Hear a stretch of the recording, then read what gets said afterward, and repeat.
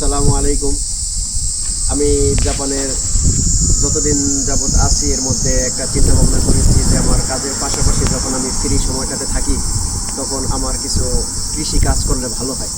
কৃষি কাজ বলতে আর কি নিজের জন্য যতটুকু শাকসবজির প্রয়োজন এতটুকু জাস্ট। বিশেষ করে আমার শনি এবং রবিবার 2 দিন ছুটি থাকে সপ্তাহে। তো এরপরে মাঝে মধ্যে প্রতি মাসে অন্যান্য বিশেষ কিছু সরকারি ছুটি থাকে। এরপরে প্রতি 4 মাসে একবার বেশ কিছুদিন একসাথে ছুটি থাকে। তো এই সময়টাতে আমি যদি কিছু কাজ করতে পারি আমি তাহলে এটা আমার জন্য ভালো হয়। আমি যেহেতু বাসায় একা থাকি সব সময়, তো আমার যাতে স্ট্রেস না হয় সেজন্য আর কি এটা আমার জন্য খুবই ভালো হয়। এরকম একটা চিন্তা ভাবনা করে আমি চিন্তা করলাম যে কৃষিকাজ আমার করা দরকার। তো এরপরে একদিন আমার কোম্পানির বসের সাথে আমি এটা নিয়ে আলাপ করলাম যে আমি তো বাসায় একা থাকি সব সময়। ওরে ওয়া ইতসুমো হিতরি দে সুন্দেরও ওরে ওয়া নানিমো এরিতাই হিমানো তোকি তো ইমা দোলসেরে বা ইকা। এরপরে আমি বললাম যে আমি কিছু একটা করলে তো ভালো হয়, আমার যাতে স্ট্রেস না হয় সেজন্য। কয়েকদিন যাওয়ার পরে সে বলল যে কৃষিকাজ করতে পারো। তো দেখলাম যে আমার তার সাথে তারটাও মিলে। এরপরে আমাকে কিছু ছোট একটা জায়গার মতো দিল। সেই জায়গার মধ্যে আমি কিছু শাকসবজি চাষ শুরু করলাম। তো এখন আমি আমার ছোট্ট বাগানটাকে আপনাদেরকে দেখাবো। এমনিতে খুব ছোট একটা জায়গা,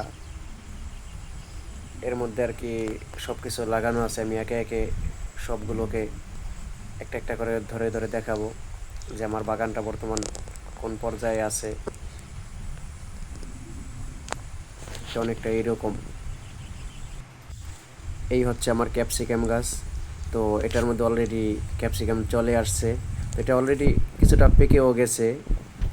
এই যে ক্যাপসিকাম গাছ। এই হচ্ছে আমার বেগুন গাছ।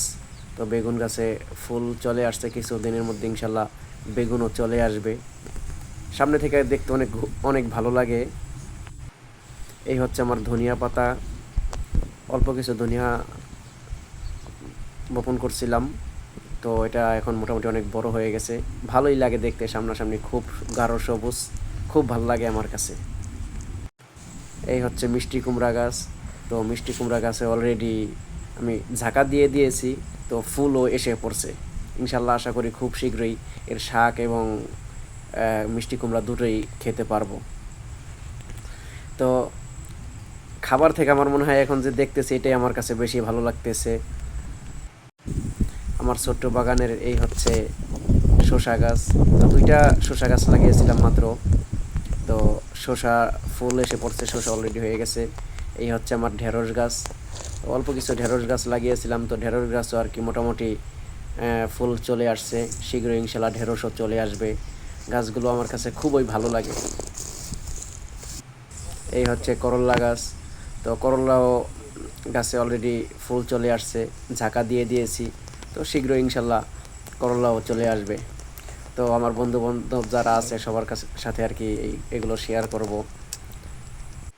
এই হচ্ছে আমার টমেটো গাছ। টমেটো গাছ লাগিয়েছি, বেশি দিন হয়নি। সবাইকে অসংখ্য ধন্যবাদ। আসসালামু আলাইকুম।